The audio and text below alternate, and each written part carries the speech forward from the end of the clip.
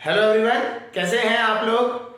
आज हम कंटिन्यू करेंगे क्लास 12 का चैप्टर ऑल्टरनेटिंग करंट। आज के लेक्चर में हम बात करेंगे कि ऑल्टरनेटिंग करंट अगर हम एक सर्किट में देते हैं तो किस तरीके से इफेक्ट देते हैं हमारे रेजिस्टेंस। अगर रजिस्टर आपने लगा दिया वो कैसा इफेक्ट शो करता है, कैपेसिटर लगा दिया तो क्या इफेक्ट होता है, इंडक्टर होता है, इंडक्टर लगा दिया तो क्या होता है। तो ऑल्टरनेटिंग करंट के सामने किस तरीके से बिहेव करते हैं ये रजिस्टर, कैपेसिटर एंड इंडक्टर, इसको आज हम समझेंगे। चलिए तो स्टार्ट करते हैं आज का लेक्चर विद सर्किट थ्योरी। तो इस सर्किट थ्योरी कहा जाता है। तो इसमें हम बात करें फर्स्ट केस। सबसे पहले हम बात करते हैं केस नंबर 1। एसी में अगर हम रजिस्टर लगा देते हैं तो ठीक है। तो केस नंबर 1 क्या है, resistor connected to a alternating current, connected to AC, resistor connected to AC, ये चीज है। चलिए लगाते हैं। देखिए रजिस्टर हो गया हमारा, ये हमारा रजिस्टर R, ये हो गया हमारा alternating current supply. Switch on off कर सकने के लिए रख देते हैं और कुछ नहीं। ये हमारा क्या हो गया, सर्किट हो गया। सिंपल, एक रजिस्टर के सामने हमने क्या लगा दिया, एक एसी सप्लाई लगा दिया। ठीक है। तो एसी जो हमारे घर में सप्लाई आती है वो अगर हम बात करें तो इसकी वोल्टेज क्या है, V is equal to V naught sine omega t. ये वोल्टेज होगी नहीं होगी, ये तो हमारा वोल्टेज आएगा। ऑल्टरनेटिंग है तो बार बार अपना करंट इधर उधर चेंज करता रहेगा। हमने इसको करंट सर्किट को क्या कर दिया, कंप्लीट कर दिया। सर्किट को कंप्लीट करने से अब इसमें क्या है, करंट फ्लो करने लग गया। ठीक है। तो हमें इसमें अब रिलेशन निकालना है करंट का, है ना। तो करंट का रेजिस्टेंस और वोल्टेज के साथ कैसे रिलेटेड है वो देखना है। तो हम क्या करते हैं, किरचॉफ लॉ लगा देते हैं, किरचॉफ का लूप लॉ। तो लूप लॉ लगाया हमने, तो इधर से चल देते हैं, एक पॉइंट से ए पॉइंट चला तो करंट हमने मान लिया आई चल रहा है। क्या चल रहा है, आई। तो करंट हमारा इससे पास हुआ, आई करंट पहले इधर से, क्यों ये वेरी कर सकता है ना, तो हमें एक डायरेक्शन के लिए चल रहा है। इधर से गया तो I into R, I into R. ठीक है। घूम के आया तो पोटेंशियल आ गया, पोटेंशियल हमेशा सपोर्ट करता है। तो ये हो गया हमारा V is equal to V naught sine omega t. और घूम फिर के आप उसी पॉइंट पे आ गए तो लूप लॉ के हिसाब से पोटेंशियल कितना हो जाता है, 0। ठीक है। ये हमने सेम किरचॉफ लॉ पढ़ा था हमने इलेक्ट्रिसिटी में। ठीक है, इलेक्ट्रिसिटी में पढ़ाया जाता है तो किरचॉफ लॉ वही है।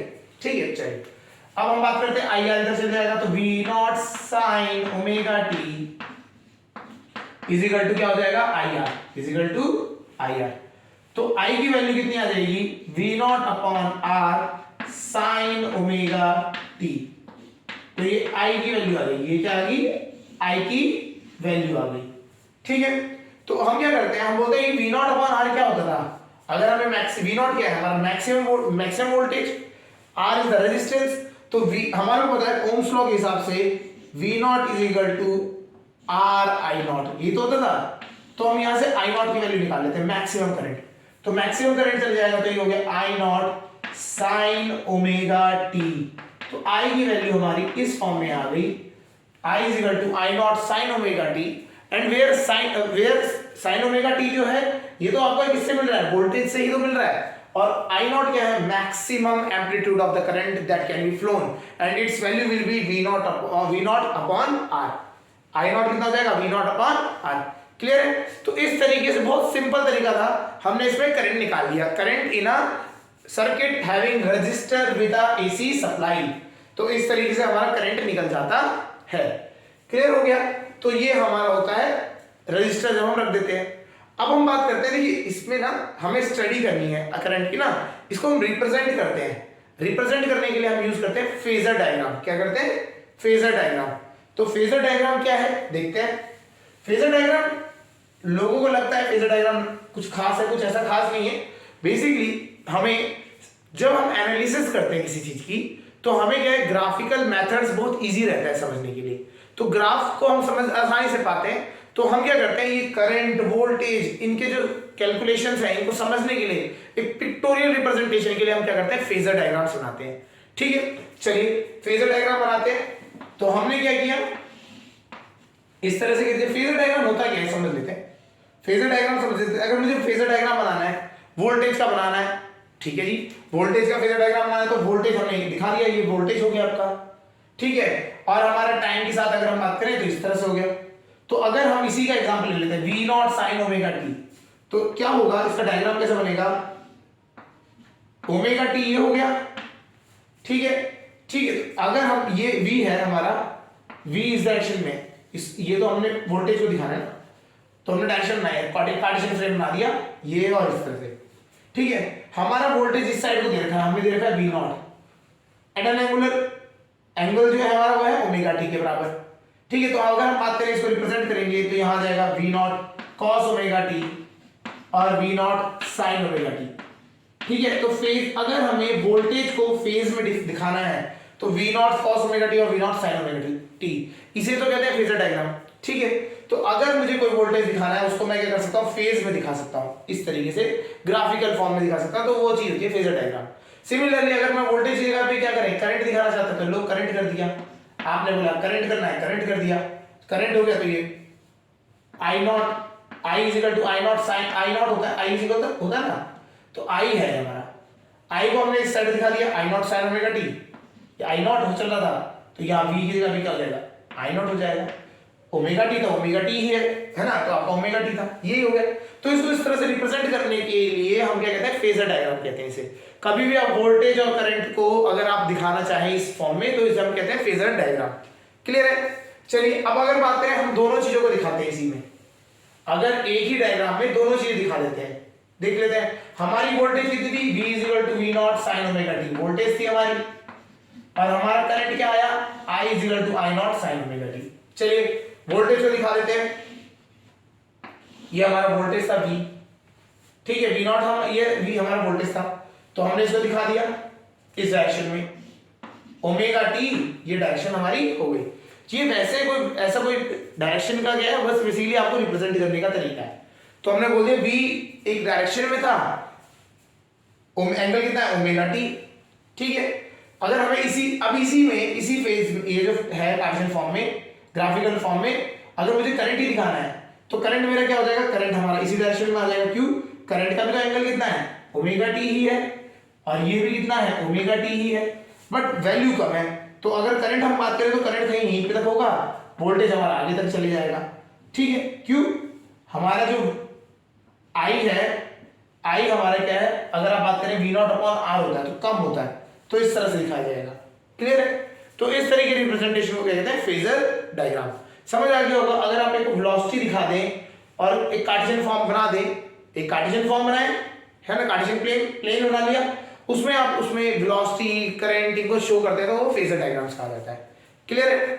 चलिए तो अब हम क्या करते हैं, अब हम ना हमेशा थोड़ा सा ट्रिक समझते हैं, हमारे को एनालिसिस करना है। अभी इसमें तो कोई ज्यादा खास नहीं है, अभी हमें इंडक्टर कैपेसिटर इन सब की एनालिसिस करनी है।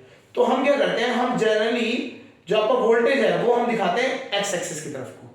हाँ ओमेगा टी में होता है, रियल तो यही है, लेकिन हम क्या करते हैं, हम अपनी अंडरस्टैंडिंग के हिसाब से करने के लिए, इजी अंडरस्टैंडिंग के लिए इस वोल्टेज को हम क्या दिखा देते हैं, एक्स डायरेक्शन में। तो उसका जब हम रिप्रेजेंट करते हैं, वो रिप्रेजेंटेशन आपको जो मिलेगा वो मिलेगा आपको इसका अपोजिट फॉर्म में वो बना देते हैं। वैसा होता यही है, लेकिन उसको वो दिखाएंगे तो वो कैसे दिखा देंगे, ये बनाया, बोलेंगे ये वोल्टेज इस डायरेक्शन में नहीं है, वो है ऐसे में, तो वोल्टेज इधर को दिखा दिया। अब वोल्टेज इधर को दिखा दिया, करंट भी उसी के अलॉन्ग है, तो करंट भी इसी डायरेक्शन में हो गया। तो voltage and current are in the same direction, इन दोनों, ये दोनों क्या है, एक दूसरे के पैरेलली हैं, ठीक है। हाँ मैग्नीट्यूड वाइज कम है, आई यहाँ पे कम तक होगा, आई की वैल्यू यहाँ तक होगी, और वोल्टेज हमारा थोड़ा लंबा होगा आगे तक, ठीक है। इस तरह से रिप्रेजेंट कर देते हैं। तो हमारे को ये इसे कहते हैं फेजर डायग्राम। वोल्टेज और करंट को अगर हम एक कार्टेशियन फॉर्म में दिखाते हैं, ग्राफिकल फॉर्म में दिखाते हैं, उसे कहते हैं फेजर डायग्राम, क्लियर। चलिए ये तो हो गया। अब इसका हम ग्राफिकल रिप्रेजेंटेशन दिखा देते हैं वेव फॉर्म में, वेव फॉर्म दिखा देते हैं इसका। वेव फॉर्म क्या है, हमारे पास वोल्टेज और हम करंट को इधर इस पल में रिप्रेजेंट करेंगे, ठीक है। हमारा इस तरह से वोल्टेज आ रहा था, ठीक है, v naught sine omega T. अगर हम बात ध्यान दें, ये तो हो गया v naught sine omega t, ठीक है। और अगर हम सिर्फ इसी में करंट को दिखाएं तो करंट हमारा कुछ ऐसा होगा, मैग्नीट्यूड कम होने की वजह से ये थोड़ा छोटा बन रहा है, लेकिन कोई इसमें फेज डिफरेंस नहीं है, कोई इसमें पाथ डिफरेंस नहीं है। ठीक है, तो बिल्कुल इस तरीके से ये वाला जो हो गया, ये हमारा हो गया I naught sine omega t. तो आपको ये याद रखना है, इन अ AC circuit, if a resistor is kept, voltage and current are in the same phase, ये दोनों सेम फेज में होते हैं। ठीक है, तो एक स्टेटमेंट है, बहुत इंपॉर्टेंट बन जाता है, वोल्टेज एंड करंट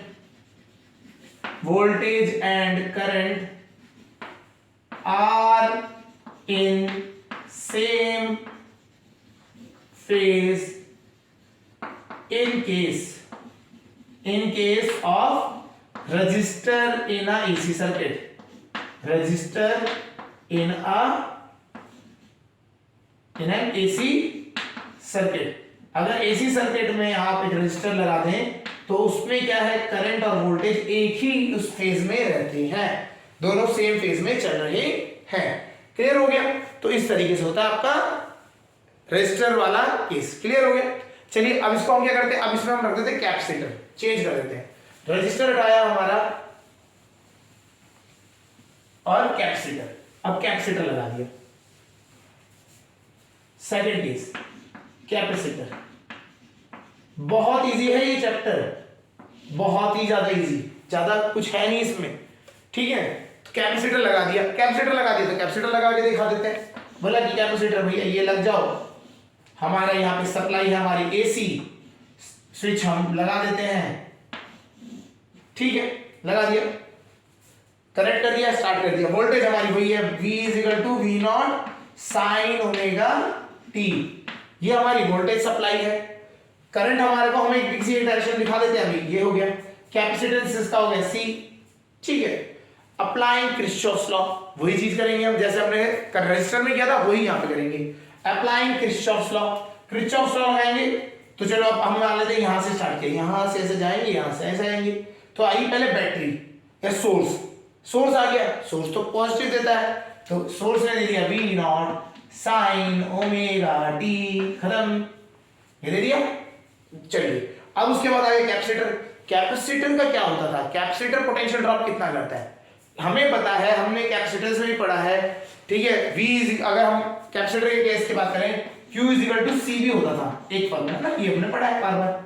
तो हमारा क्या यहां से तो आता था, V कितना हो जाएगा, Q/C। लेकिन ये पोटेंशियल ड्रॉप करता है, माइनस में आएगा। कैपेसिटर, रेजिस्टेंस और इंडक्टर, ये तीनों माइनस में आते हैं। लूप लॉ लगाया तो -Q/C = 0 क्यों, यहीं से चले थे हम, यहां से गए, अरे कैपेसिटर यहां तो आया, पोटेंशियल ऐड हो गया पॉजिटिव, ये इधर गए, अरे पोटेंशियल ड्रॉप कर रहा है यहाँ पे, तो -Q/C। वापस आ गए, अरे वहीं पे आ गए, जहां पे आ गए वहां पे आ गए तो 0, जहां से स्टार्ट हो वहीं आ गए तो 0 लगा दिए। ठीक है, अब आ देते हैं, तो हमारे को ये मिल गया, QC उधर लेके गए, V0 sin omega t QC हो गया। अब हमें निकालना तो करंट है, चार्ज रहा है, तो एक रिलेशन हमें पता है QI = चार्ज अपॉन टाइम, है ना। लेकिन छोटा, अगर चार्ज कंटिन्यूअसली चेंज हो रहा है तो वो dQ/dt हो जाता है। ओके गुड, dQ/dt होता है। तो हम क्या कर देते हैं, यहां पे हमें निकालना है Q, हमें क्या निकालना है Q। तो यहां पे अगर हमें Q निकालना है, मतलब अगर हमें I निकालना है, तो I के लिए हम क्या करेंगे, चार्ज को डिफरेंशिएट कर देंगे विद रिस्पेक्ट टू टाइम। तो इस इक्वेशन से चार्ज निकालो, इस इक्वेशन से चार्ज हमारा कितना निकल के आया, इस वाले से Q हमारा निकल के आया V0 C sin omega t। हमें निकालना है करंट का फॉर्मूला होता है dQ/dt। तो हमारे को पहले वाले से Q निकालेंगे, Q ने हो गया हमारा V0 C sin omega t, हो गया। डिफरेंशिएटिंग बोथ साइड, भैया डिफरेंशिएटिंग कर देते हैं, डिफरेंशिएटिंग बोथ साइड्स, दोनों साइड्स को डिफरेंशिएट कर दो। Q का क्या हो जाएगा, dQ/dt with respect to time, करना भी तो है differentiate with respect to time, time के साथ क्या होगा, क्या बन गया dQ/dt I हो जाएगा। ठीक है, ये हटा देते हैं।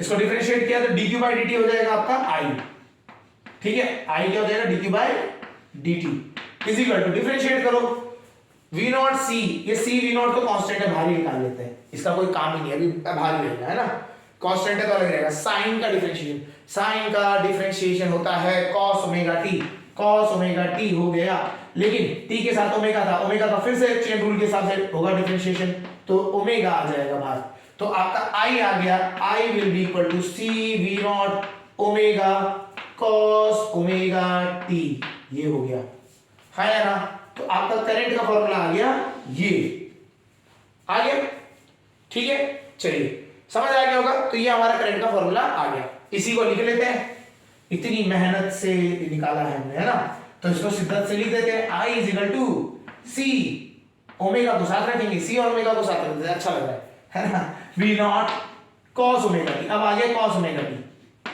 ठीक है, चलिए ये हो गया, ये तो हमारा करंट का फॉर्मूला निकल आया। अब हम ना इसको ना हम बोलते हैं नहीं यार cos में चल रहा है, cos में नहीं, मुझे चाहिए साइन की फॉर्म में दिखाना है, साइन की फॉर्म में दिखाना है, दिखा देते हैं। साइन की फॉर्म होता क्या है, साइन होता है साइन ओमेगा टी है, तो ना साइन की फॉर्म में कन्वर्ट करना है, तो साइन में करने के लिए कुछ नहीं कर सकते, सिंपल है, sine 90 plus theta, sine 90 plus theta, sine second quadrant में भी क्या होता है, पॉजिटिव होता है, sine 90 plus theta cos theta, ये पॉजिटिव ही रहेगा, गुड, ये हो गया, तो हमारा क्या हो गया, साइन में कन्वर्ट हो गया, क्लियर है, तो हमारा साइन में भी कन्वर्ट हो गया। अब हमारा बचा क्या, इसको करते हैं सिंपल, अब हम बोलते हैं इस चीज को ना सी ओमेगा के साथ थोड़ा सा ध्यान देना है, ये मैं इस तरह से लिख रहा हूं 1 अपॉन सी ओमेगा, और साइन वाला तो अपना ऐसा ही है, साइन को थोड़ा सा चलो ओमेगा को पहले बुला लेते हैं, ओमेगा प्लस पाई बाई 2, ठीक है, दोनों प्लस है, आगे पीछे कुछ कर लो कोई प्रॉब्लम नहीं। अच्छा 1 अपॉन सी ओमेगा क्या होता है, 1 अपॉन सी ओमेगा, ये एक स्पेशल टर्म हो जाती है, 1 अपॉन सी ओमेगा, इसे हम बोलते हैं एक्स सी, और इसके इक्विवेलेंट होता है एक रेजिस्टेंस की तरह, इसको अगर आप निकालेंगे तो रेजिस्टेंस की तरह ही होता है, इसे नाम दिया गया कैपेसिटिव रिएक्टेंस, इसे कहते हैं कैपेसिटिव रिएक्टेंस, तो एक्स सी हमारा एक रिएक्टेंस हो गया, कैपेसिटिव रिएक्टेंस कहा जाता है, तो हमारा I आ गया, I is equal to v naught upon x c sine omega t plus pi by 2, ये हो गया आपका करंट का, ठीक है, फॉर्मूला, ये तो हुआ आपका करंट हो गया। अब यहां ये तो हो गया आपका कैपेसिटिव रिएक्टेंस, तो ये है तो एक रेजिस्टेंस की तरह ही है ना, रेजिस्टेंस है, तो वोल्टेज अपॉन रेजिस्टेंस क्या होता है, वोल्टेज अपॉन रेजिस्टेंस हमने पढ़ा था, V = IR वाला जो कांसेप्ट लगाएंगे ओम्स लॉ में, वोल्टेज अपॉन रेजिस्टेंस, ये तो करंट होता है, तो ये इसको हम V नॉट अपॉन XC, तो V नॉट अपॉन XC को हम बोलते हैं I नॉट, तो देखिए आप फिर से इसको किस फॉर्म में ले आए, I = I naught sine omega t plus pi by 2, ये इस फॉर्म में आ गया करंट, ठीक है, तो करंट आपका क्या, वोल्टेज हमारी चली गई ये V = इसको वापस लिख देते हैं, यहीं पे रखते हैं, V = V naught sine omega t, और यहां I आया I naught sine omega t plus pi by 2, pi by 2, तो ये पाई बाय 2 एक्स्ट्रा है, दैट इज फेज डिफरेंस, तो फेज डिफरेंस कितना होता है, पाई बाय 2, करंट हमेशा कैपेसिटर में याद रखना है वोल्टेज से आगे चलता है फेज में, तो फेज वाइज ये आगे हो जाता है, तो इस तरीके इसकी ये हमारे को समझना है, बहुत इंपॉर्टेंट है, जो करंट है वो हमेशा वोल्टेज से फेज में आगे होता है। चलिए इसको फेज डायग्राम बनाते हैं, तब समझ आएगा, ठीक है, चलिए फेज बनाते हैं, फेज डायग्राम, चलिए फेजर डायग्राम बनाते हैं, तो फेजर डायग्राम हमारे को वही, एक तो जो इसका रियल फॉर्म होता है, वोल्टेज हमारा दे रखा था इधर को, ओमेगा टी हमारा ये था, तो ये V हो गया, है ना, V = V naught sine omega T, इस तरह से हो गया रिप्रेजेंट। I क्या है, फेज में आगे जा रहा है, फेज में अगर हम बात करें तो इट इज मूविंग फॉरवर्ड, तो इससे 90 डिग्री आगे बढ़ गया, तो यहां पे कहीं चले जाएगा, तो ये क्या हुआ 90 डिग्री बढ़ गया, और ये यहां चलेगा, तो I हमारा इधर नहीं होगा मैग्नीट्यूड वाइज से छोटा ही, ठीक है, I से मैग्नीट्यूड वाइज छोटा होगा, लेकिन होगा 90 डिग्री आगे, है ना, तो ये इस तरह से फेज बना लेते हैं, फेज डायग्राम बना लेते हैं, क्लियर। अब बात आती है, हमने एक चीज और बताई थी कि हम इस तरह से नहीं दिखाते जनरली। हम क्या करते हैं, कैलकुलेशन को और इजी करने के लिए या फिर रिप्रेजेंटेशन अच्छी करने के लिए हम क्या करते हैं, वोल्टेज को इस पूरे को ऐसे घुमा दिया, यहां से पकड़ा ऐसे घुमा दिया, तो V जब इसमें गिर जाएगा तो ये 90 डिग्री का हो जाएगा, सीधा खड़ा हो जाएगा, है ना। तो करंट आपका इस साइड को हो गया, वोल्टेज आपका इस साइड को हो गया, इनके बीच में एंगल कितना आ गया, π/2 और 90 डिग्री। एक ही बात नहीं, 90 डिग्री लिख दीजिए या π/2 लिख दीजिए। तो फेज डिफरेंस, जो फेज डायग्राम बनता है आपका इस तरीके से बनता है। फेजर डायग्राम समझ आ गया होगा कैपेसिटर में कैसे बनता है, तो इस तरीके से बनता है, क्लियर। और जो आपका जो है इंपीडेंस, अगर हम बात करें तो हम उसको भी हम क्या करंट इस एक्स दिखा लेते हैं इस साइड को, ठीक है, एक्स इधर को दिखा लेते हैं, ठीक है। तो करंट और एक्स इस साइड को दिखा दिया आपने, वी आपका इस साइड को हो गया, क्लियर, समझ आ गया। चलिए, तो ये आपका फेजर डायग्राम हो गया। इसका चलो वेव फॉर्म बना देते हैं। करंट को हमने इस तरह से दिखा दिया, जब कॉम्बिनेशन आएगा तब हमें और चीजें इसमें इन फेजर डायग्राम का बहुत इंपॉर्टेंट रोल आएगा। आपको पूरा मतलब हर बार किरचॉफ लॉ लगाना वो चीजें नहीं करनी पड़ेगी, सिंपल आप इसको इस डायरेक्ट इस मेथड से फेजर डायग्राम की हेल्प से कर सकते हैं। अब वेव फॉर्म बनाते हैं। ये हमारा टाइम, इसमें हमारी वोल्टेज और करंट दोनों दिखाई दे जाएंगे इसमें, है ना। ये हो गया, तो वोल्टेज तो हमारा यही है, 0 से स्टार्ट हो रहा, टाइम के साथ चला और टाइम के साथ ऐसे पहुंच गया, ये हो गया ये। अब बात आती है करंट की। करंट इससे 90 डिग्री मतलब कह सकते हैं π/2 फेज में आगे है। तो जब ये π/2 में पहुंचेगा, ये 0 होता है, ये π/2 होता है, ये पाई होता है ना। तो जब वोल्टेज जब π/2 में हुआ करता था जिस पोजीशन पे, करंट उस पोजीशन में पहले ही पहुंच जाएगा, ठीक है। करंट मतलब ऊपर से स्टार्ट होगा। अगर हम इसको बनाए तो करंट इस तरीके से जाएगा, ठीक है, यहां पे इस तरीके से होगा, 0 पे यहां पे नहीं होगा, इस तरीके से। तो इसका डायग्राम बना लेते हैं। तो ये फेज में क्या चल रहा होगा, π/2 आगे, ठीक है, इस तरीके से ही चलता है। तो ये आपका यहां से स्टार्ट होगा करंट, और वोल्टेज यहां से स्टार्ट होगा। तो इन दोनों में हमेशा जो फेज का डिफरेंस होगा कितना होगा, π/2। तो कैपेसिटर में फेज का डिफरेंस होता है π/2, और करंट जो होता है फेज में आगे होता है, ठीक है, ये याद रखने का है। तो ये हमारा ये हो गया V0 sin ωt, ये इसकी इक्वेशन है, ये इसकी इक्वेशन है करंट की, I0 sin ωt प्लस π/2। ये इस तरह हो गया, क्लियर, यहां तक समझ आ गया होगा। ये इसका कैपेसिटर का केस हो गया। तो हमने रिएक्टर आपका रेजिस्टर लगाया था तब हो गया, रेजिस्टेंस के लिए बात करें तो वो हो गया, कैपेसिटर के लिए इस तरह से हो गया। अब हम बात करते हैं इंडक्टर के लिए। इंडक्टर भी लगा सकते हैं ना, तो इंडक्टर लगा लेते हैं।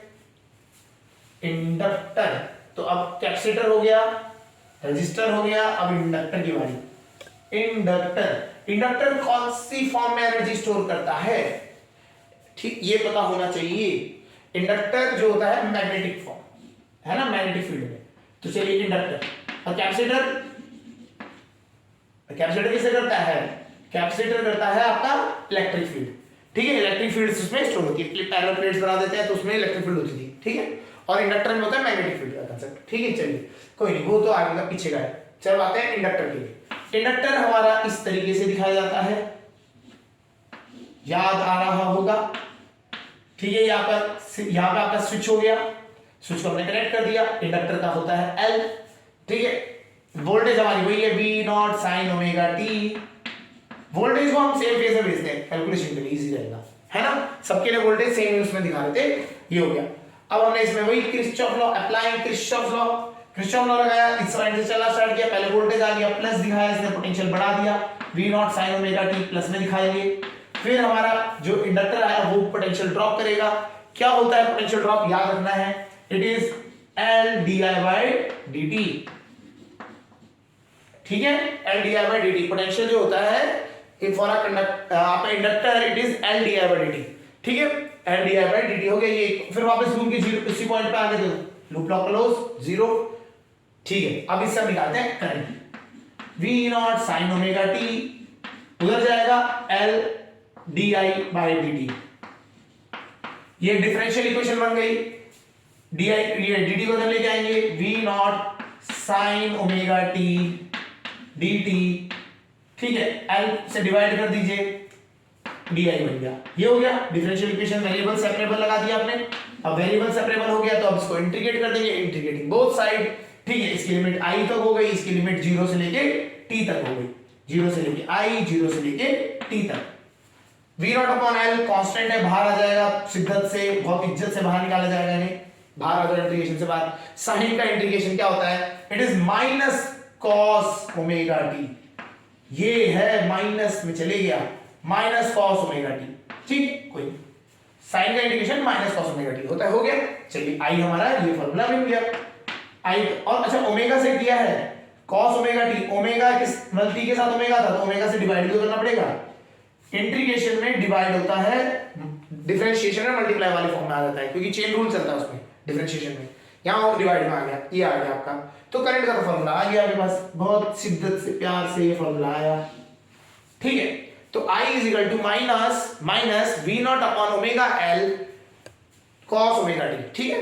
चलिए ये हो गया, ये I हमारा आ गया। इसको अब हम क्या करेंगे, इसकी थोड़ी रेंडरिंग सी करेंगे, इसको अच्छा बनाएंगे। I is equal to minus v naught upon omega L cos, अब कॉस को फिर वही वाली बात आई, कॉस नहीं चाहिए हमें क्या चाहिए, साइन की फॉर्म में चाहिए, साइन की फॉर्म में कन्वर्ट कर दीजिए, ठीक है। साइन क्या हो जाता है, ओमेगा टी में करना है 90 माइनस थीटा, चलो 90 माइनस ओमेगा टी। अच्छा इसमें हमने ये वाला फॉर्म क्यों लगाया, बेसिकली बाहर माइनस है, अंदर जाएगा तो ओमेगा आगे आ जाएगा, हमें ओमेगा टी आगे चाहिए दोनों केसेस में। पहले वाले में भी ध्यान से देखेंगे ओमेगा टी आगे आ रहा था, तभी हमने प्लस वाला फॉर्म लिया था। साइन माइनस अंदर गया, साइन माइनस अंदर चल जाएगा, तो ये हो गया omega t minus pi by 2, omega t minus pi by 2, ये हो गया आपका फॉर्मूला, क्लियर। चलिए अब बात आती है ओमेगा एल। अब जैसे वहां पे ओमेगा 1 अपॉन ओमेगा सी था, यहां पे आता है omega L, omega L, omega L को ये भी क्या है, ये इसको हम कहा जाता है एक्सएल, और ये भी इक्विवेलेंट है जैसे हमारा एक रजिस्टर की तरह है ना, एक रेजिस्टेंस की वैल्यू की तरह होता है ये भी, ठीक है। और इसको क्या नाम दिया गया है, इसे दिया गया inductive reactance, inductive reactance XL। चलिए तो उसका लिख लेते हैं I इज इक्वल टू क्या हो जाएगा, V naught upon XL sign omega t minus pi by 2, ये हो गया, क्लियर। चलिए V नॉट अपॉन ओमेगा, देखो V नॉट अपॉन XL ये क्या हो जाएगा, पोटेंशियल अपॉन रेजिस्टेंस, ये I नॉट के बराबर तो होता है, इसको भी हमने फिर से वापस कन्वर्ट कर दिया, I is equal to I naught, हर बार हम उसी फॉर्म में ले आ रहे हैं साइन ओमेगा टी, बट यहां पे है minus pi by 2, minus pi by 2। तो इसमें और कैपेसिटर में डिफरेंस आ गया, वहां पे प्लस था यहां माइनस है, माइनस मतलब इस टाइम पे जो करंट है वो जो पोटेंशियल है उससे पीछे चल रहा है, कितना, पाई बाय 2 के फेज से, तो पाई बाय 2 फेज से पीछे चल रहा है in the case from the potential से अगर हम बात करें, पोटेंशियल से पाई बाय 2 के फेज से कम चल रहा है, ठीक है। और ये कब होता है, किस केस में होता है, ये होता है आपका इंडक्टर की फॉर्म में, ठीक है। चलिए तो इसका हम फेजर डायग्राम बना लेते हैं, फेजर डायग्राम तो अब तो आ गया होगा, थोड़ा क्या पूरा ही आ गया होगा, अब तो आ जाना चाहिए, है ना। चलिए देख लेते हैं, इधर गया ये गया बी, अरे ये रहा बी हमारा, ओके, कितने पे था, ओमेगा टी पे था, गुड, वेरी गुड। अब कितना है, इससे पीछे चल रहा है भैया, पीछे चल रहा है, अच्छा ओ 90 डिग्री पीछे चलाना है, तो माइनस कर दो पाई बाय 2, चलो उससे पीछे माइनस कर दिया, उल्टी साइड को आ गए, तो यहाँ पे हो गया आई हमारा पीछे चल रहा है, क्लियर।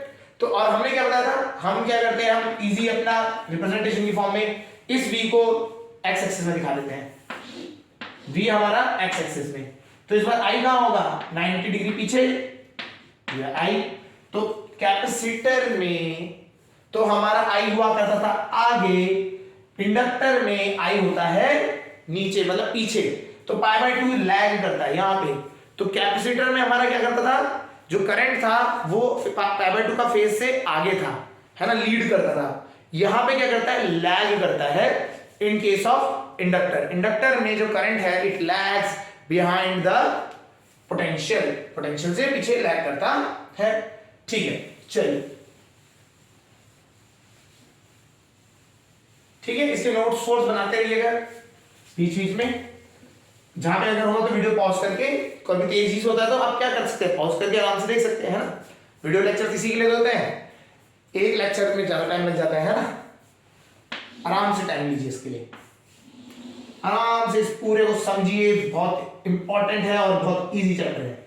ठीक है, T is the time, voltage भी दिखाएंगे हम और आई भी दिखाएंगे, दोनों दिखाएंगे। चलो, वोल्टेज तो हमारा वही है, phase sine form with starting from 0, तो ये क्या हो गया, प्रॉपर साइन ओमेगा टी वाली इक्वेशन होगी, v is equal to v naught sine omega t. लेकिन ये क्या कर रहा है, पाई बाय 2 फेज लैग कर रहा है, लैग कर रहा है मतलब पीछे चल रहा है, पीछे चल रहा है मतलब पीछे ऐसे नहीं, यहां से जब करंट स्टार्ट हो रहा है, जब ये यहां पे वोल्टेज, तो ये पीछे है, कम है, तो यहां से स्टार्ट हुआ करंट, ये इस तरह से बढ़ना स्टार्ट हुआ, फिर जब तक ये इधर पहुंचा, ये यहां पे पहुंचेगा मैक्सिमम, फिर ये ऐसे और ये ऐसे ऐसे ऐसे, ये इस तरीके से हो, तो इस तरीके का वेवफॉर्म बन जाएगा करंट के लिए। करंट आपका लैग कर रहा है by the angle of pi by 2, तो इस तरीके से आपका ये बन गया। तो I is equal to I naught sine omega t minus pi by 2। ठीक है, चेक भी कर सकते हैं इस तरह से, जैसे t इज इक्वल टू 0, जब टाइम 0 था, तो टाइम 0 था तो वोल्टेज की वैल्यू अगर रखेंगे t is equal to 0 sin 0 0 होता है, ओमेगा 0 ये सब कुछ 0 आ गया। लेकिन करंट के लिए अगर t इज इक्वल टू 0 कहेंगे, ओमेगा 0 हो गया, minus pi by 2 sin 90 minus 90 sin minus 90 is equal to -1, -1 मतलब अच्छा माइनस i नॉट हो जाएगा, तो ये माइनस i नॉट से स्टार्ट हुआ है ना, ये माइनस से स्टार्ट हुआ और ये 0 से स्टार्ट हुआ, क्लियर हो गया। और ये मैक्सिमम एम्पलीट्यूड वोल्टेज का कितना होता है, v नॉट, और i का कितना होता है, i नॉट। इस साइड में अगर हम बात करेंगे माइनस v नॉट। ठीक है, इस तरीके से आप ये इसके वेव फॉर्म्स बना सकते हैं, इसके फेजर डायग्राम आपको समझ आ गए होंगे। इस तरीके से हम क्या करते हैं, यूज करते हैं इंडक्टर, कैपेसिटर और रेजिस्टर, इन तीनों को अगर हम अटैच करते हैं ना एसी सर्किट, तो कैसे होता है केस, ये समझ आ गया होगा। ठीक है, तो एक बार समझते हैं थोड़ा सा, इन तीनों को ना एक साथ ही लाइन अप करके समझ लेते हैं। पहला हमने बात करी रेजिस्टर, क्या बात करी, रेजिस्टर की, फिर हमने बात करी कैपेसिटर की, कैपेसिटर की बात करी, और लास्ट में हमने बात करी इंडक्टर की। तो तीनों को ही शिद्दत से समझा देते हैं। इंडक्टर के लिए हमने रेजिस्टर के लिए वोल्टेज क्या रखा, v is equal to v naught sine omega t, हाँ या ना, ओके। कैपेसिटर के लिए भी वोल्टेज क्या रखा, v is equal to v naught sine omega t, are you good, yes. v is equal to v naught sine omega t, तीनों के लिए सेम ही रहा था। करंट के लिए आते हैं, करंट देखें तो करंट यहां पे हो गया i is equal to I naught sine omega t, पहले तो ये आया था, यस, गलत तो हम बोलते नहीं है ना ऐसा नहीं, v is equal i is equal to I naught sine omega t. Capacitor में क्या था हमारा, कैपेसिटर में प्लस में था, पाई बाय 2 है ना, तो प्लस, ये क्या कर रहा है, लीड कर रहा था करंट, और यहां पे क्या कर रहा है, लैग कर रहा है। ठीक है, तो बिल्कुल कॉन्फिडेंस के साथ, भाई साहब सब सही बोल रहे हैं, हो जाता है गलती तो सबसे होती है, इंसान हो, इंसान से गलती नहीं होगी तो किससे होगी, है ना, सबसे होती है गलती। ठीक है, तो ये चीज है, कॉन्फिडेंस होना चाहिए इसमें। ये हो गया आई। आगे अब रेजिस्टेंस की बात करें, रेजिस्टेंस हमारा इसमें आर था, यहां पे रेजिस्टेंस हमारा अलग था, एक्ससी कहते थे, जिससे हम क्या होता था, हमारा ओमेगा सी, और यहाँ एक्सएल होता था, ये क्या होता था हमारा, यहाँ पे होता था 1 तो लेता था, ओमेगा एल होता था सीधा। ठीक है, चलिए हमने बोला था आई नॉट की वैल्यू क्या निकल के आई थी, I naught is equal was V naught upon R, यहां पे आई नॉट निकल के आया था V naught upon x C, या फिर हम बात करें ओमेगा सी वी नॉट। ठीक है, आई नॉट आया था यहां से V naught upon omega L या वी नॉट एक्स एल, ये हो गया आई नॉट का फॉर्मूला, क्लियर। तो हमारे इस तरीके से 3 आए थे। अब इनके फेजर डायग्राम भी बना देते हैं, phasor diagram, phasor diagram, phasor diagram. ठीक है, अब फेजर डायग्राम बनाते हैं। देखिए फेजर डायग्राम हम कैसे बना रहे हैं, रजिस्टर वाला वोल्टेज इधर को ही है, करंट भी उधर को है, जिस डायरेक्शन में वोल्टेज उसी डायरेक्शन में करंट, जहां वोल्टेज जाएगी उसी फेज में करंट जाएगा। चलिए यहां पे वोल्टेज इस फेज में जा रही है, करंट इसमें क्या है, कैपेसिटर में करंट हमारा लीड करता है, तो करंट हमारा इधर को आ गया 90 डिग्री के लीड में, ठीक है। इंडक्टर में हमारा वोल्टेज इधर, तो करंट हमारा क्या है, लैग कर गया पीछे को, ये आई में चली गया, ठीक है। तो हमारे इसमें क्या है, यहाँ पे 90 डिग्री लैग कर रहा है, वहां लीड कर रहा है। वेव फॉर्म अगर हम बात करें तो वेव फॉर्म हमने बताई, ये हो गया, करंट भी इसी वाले में चल रहा है, ठीक है। तो करंट और वोल्टेज दोनों के दोनों सेम उसमें फेज में ट्रैवल कर रहे हैं। तो आप यहाँ पे बात करें V और I दिखा रहे हैं, और यहाँ टाइम पीरियड T होगा। यहाँ पे आएंगे वोल्टेज, वोल्टेज हमारा साइन की फॉर्म में जा रहा है, इसमें क्या है, करंट हमारा लीड कर रहा है, तो करंट हमारा आगे को है। इसमें देखो हमें ना वोल्टेज और करंट पे हमें मैटर नहीं करता है कि पोटेंशियल अभी मैग्नीट्यूड का क्या हिसाब है, मैग्नीट्यूड तो आपको निकाल लेंगे, ये I हो गया और ये V हो गया, ठीक है। आगे ऊपर नीचे होता ही है, थोड़ा सा I तो हमेशा कम वैल्यू होगा, ठीक है। चलिए इसमें अगर आते हैं, वोल्टेज, ये वोल्टेज हो गया, करंट आपका लैग कर रहा है, ठीक है, करंट आपका लैग कर रहा है, ठीक है, इस तरीके से हो गया। इसके ये आपके इस तरह से बन गया, ठीक है, इस तरीके से बन गया। तो ये ऊपर ये हो गया वोल्टेज, ये हो गया करंट। तो आइडिया लग गया होगा क्या हो रहा है हमारा इस वाले पूरे केसेस में। ये VI रिप्रेजेंट करते हैं, फेज V, I और ये टाइम, ठीक है। आपको अगर रजिस्टर लगा है, अगर कैपेसिटर लगा है, अगर इंडक्टर लगा है, तो तीनों केसेस में किस तरह से काम करना है ये आपको समझ आ गया, क्लियर है। यहां पे बस इनमें केसेस थोड़ा सा कैपेसिटर और उसमें दो टर्म और इंट्रोड्यूस हो जाती है। एक इसमें होता है कैपेसिटिव इंडक्टेंस XC, और इसमें होता है inductive reactance, capacitive reactance XC और इंडक्टिव रिएक्टेंस XL। तो ये होता है 1/ωc और ये होता है 1 वो omega into L, omega into L। ये हो गया, क्लियर, समझ आ गया, क्लियर है ये चीज। चलिए अभी हम इस लेक्चर में यहीं पे करते हैं। इसमें हमने बात करी थी जब हमारा only register, only capacitor, only inductor था, ठीक है। जब हम कॉम्बिनेशन में आएंगे, जैसे इसके बाद हम बात करेंगे RC circuit, RL circuit, LC circuit, LR circuit. अगर आप एक कॉम्बिनेशन में आते हैं तो क्या होगा एक चीज, फिर हम बात करेंगे तीनों ही एक साथ आगे LCR सर्किट, उसको हम समझेंगे, चोक कॉइल समझेंगे, आगे बहुत सारी चीजें आएंगी, ठीक है। चलिए आज के लिए इतना ही करते हैं, ओके।